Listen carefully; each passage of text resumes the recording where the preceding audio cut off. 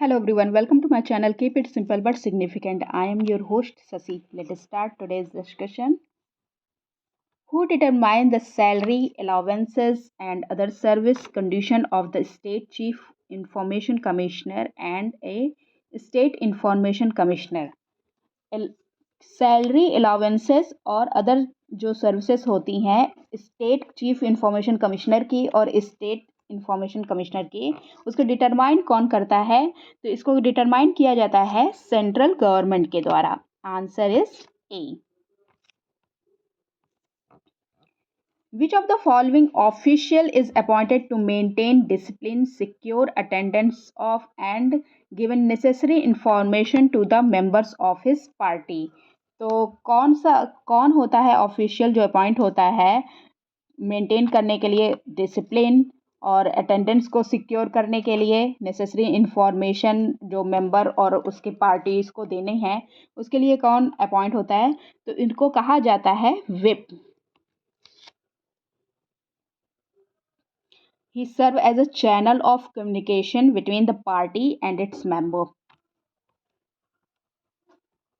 National Law Commission is which type of body? National law commission कैसी body है? तो ये एक एग्जीक्यूटिव बॉडी है. Answer is C. Law commission of India is neither a constitutional और nor a statutory body. It is an executive body और इसका major function क्या होता है? इंक्लूड करना working for legal reforms. Which article states that a regional council consisting of 35 members should be established for the Tuensang district? कौन सा article है जो उसमें बताता है कि रीजनल काउंसिल होगी जिसमें 35 मेंबर्स होंगे इस्टेब्लिश करने के लिए ट्वेंगसोंग डिस्ट्रिक्ट? ये आर्टिकल है 371A. Answer is B. Article 370A of the Constitution of India states that regional council consisting of 35 members should be established for Tuensang district. और ये ट्वेंसांग डिस्ट्रिक्ट कहाँ पे? नागालैंड में है. नागालैंड में है.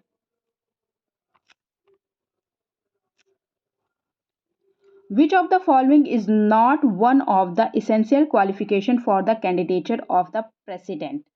प्रेसिडेंट बनने के लिए क्या क्या क्वालिफिकेशन होनी चाहिए? तो प्रेसिडेंट बनने के लिए क्या कौन से आर्टिकल में बोला गया है क्वालिफिकेशन के बारे में? आर्टिकल 51A क्लॉज 1 में बताया गया है.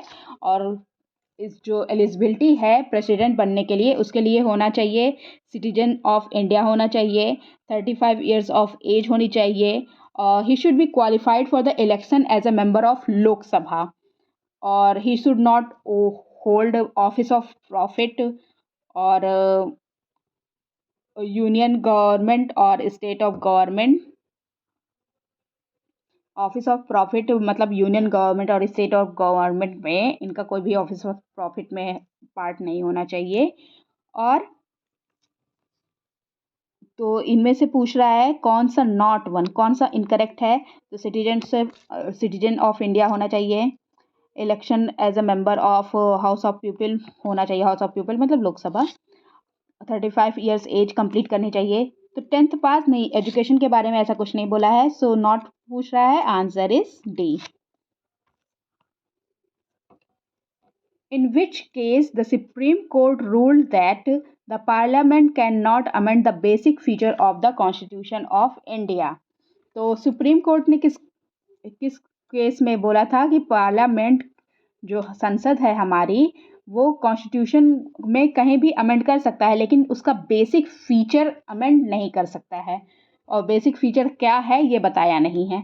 तो ये कौन सा केस था? ये था केशवानंद भारती केस. और अमेंडमेंट जो डील करता है अमेंडमेंट उसके लिए आर्टिकल होता है आर्टिकल 368 होता है. ओके, अमेंडमेंट के लिए. और केशवानंद भारती केस आया कब था? 1973 में आया था. और इसने बोला कि मतलब सुप्रीम कोर्ट ने इसमें रूल्ड किया कि parliament can not amend those provision which form A basic structure of the constitution. Which of the following statements is incorrect about the constituent assembly? Constituent assembly के लिए कौन सा इनकरेक्ट स्टेटमेंट है?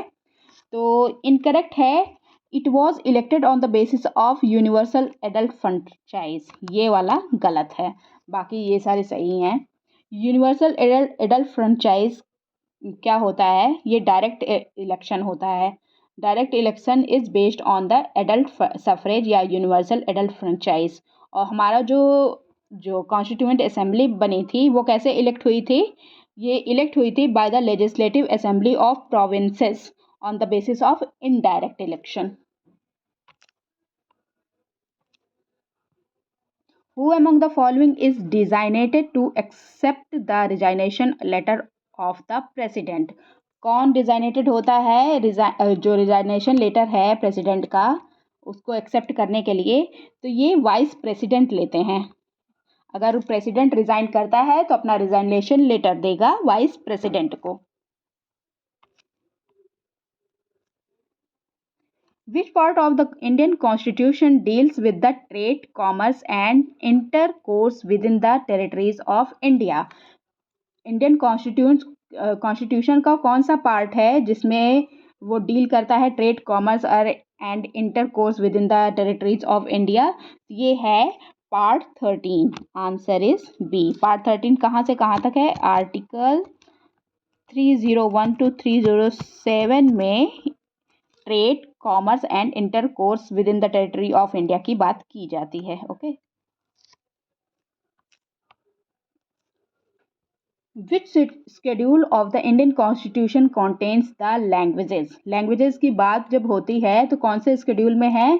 कुल 12 शेड्यूल हैं और लैंग्वेज की बात होती है 8th में। Answer is C.